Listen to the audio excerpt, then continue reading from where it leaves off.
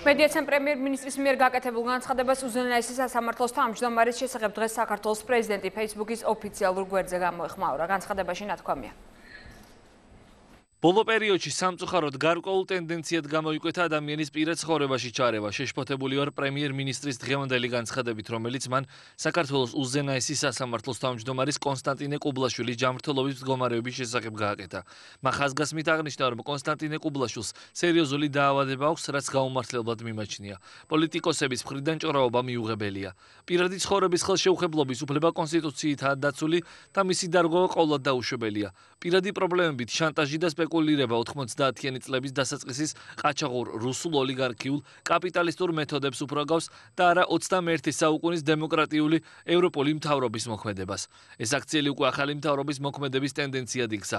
კიდევ ერთხელ მოუწოდებ პარლამენტის უმრავლესობას უფრო მეტი გულისხმიერებით მოეკიდოს ჩემს მიერ ინიცირებულ კანონპროექტს პირადი ცხოვრების ხელშეუხებლობის შესახებ.